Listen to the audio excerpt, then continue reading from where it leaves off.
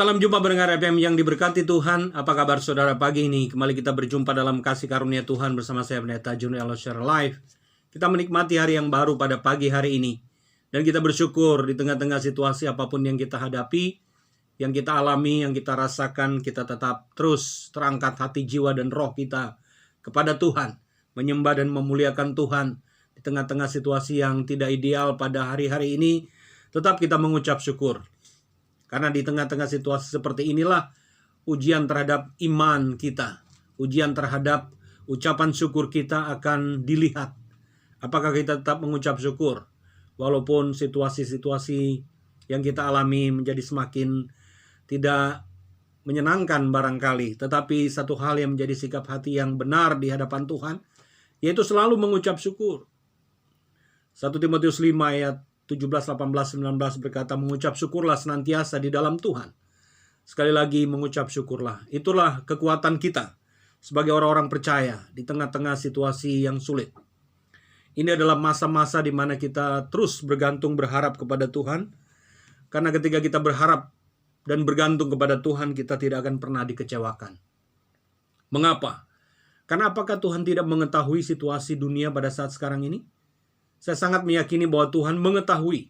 Dia bahkan mengendalikan sejarah kehidupan manusia. Dia mengendalikan situasi di dunia ini. Dia memelihara dengan segala kedaulatan Tuhan yang luar biasa itu. Termasuk yang kita alami hari-hari ini. Maka janganlah khawatir. Janganlah merasa kita seperti ditinggalkan.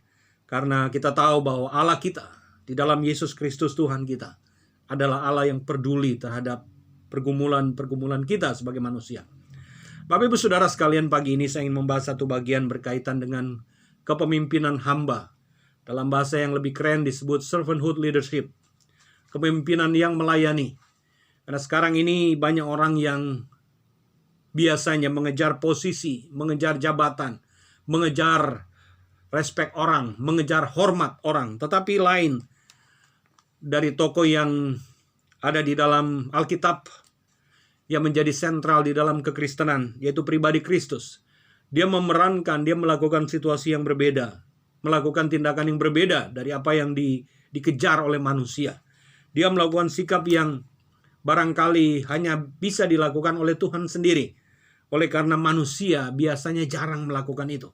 Karena manusia ingin dihormati, mencari kemuliaan sendiri, mencari hormat yang datang dari sesama manusia. Tetapi lain dengan apa yang diteladankan oleh Kristus. Mari kita membaca, dan saya akan membaca di dalam kitab Injil Yohanes pasal 13 ayat 4 dan 5. Dua ayat saja. Injil Yohanes pasal 13 ayat 4 dan ayat 5 berbunyi demikian. Simak, perhatikan, dengarkan baik-baik firman Tuhan ini, dua ayat saja. Kitab Injil Yohanes pasal 13 ayat 4 dan 5, demikian bunyi firman Tuhan. Lalu bangunlah Yesus dan menanggalkan jubahnya. Ia mengambil sehelai kain lenan dan mengikatkannya pada pinggangnya. Kemudian ia menuangkan air ke dalam sebuah basi dan mulai membasuh kaki murid-muridnya, lalu menyekanya dengan kain yang terikat pada pinggangnya itu. Saudara yang dikasihi Tuhan, guru, rabi, pribadi Kristus yang diikuti oleh murid-murid Tuhan satu kali melakukan tindakan yang luar biasa. Mereka ada di sebuah tempat, yaitu di rumah Simon. Lalu Yesus bangkit, mengikat pinggangnya dengan sehelai kain lenan, lalu mulai membasuh kaki murid-muridnya. Saudara yang dikasihi Tuhan, ini adalah pekerjaan yang sangat hina, yang hanya dikerjakan oleh para budak, yang hanya dikerjakan oleh para pembantu, yang hanya dikerjakan oleh para pelayan. Menyeka, membasuh kaki murid-murid.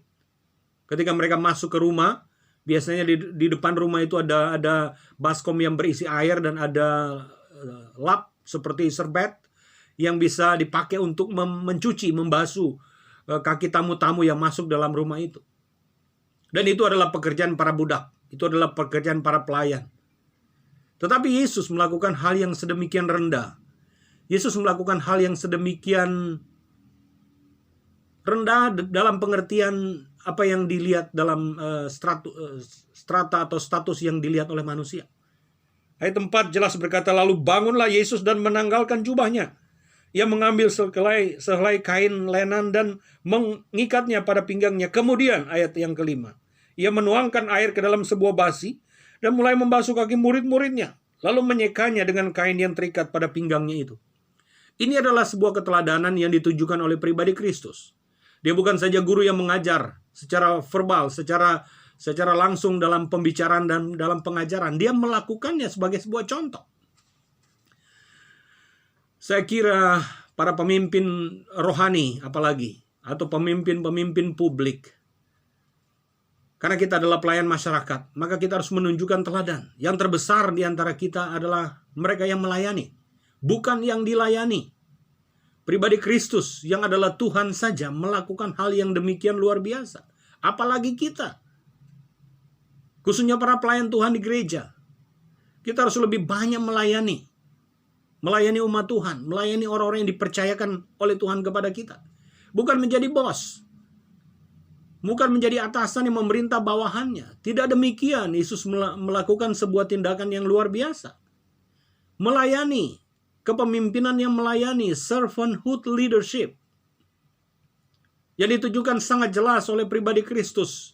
Mengambil air dalam baskom, dalam basi, lalu menyekanya, membasuh kaki murid-muridnya, dan menyekanya. Siapakah kita?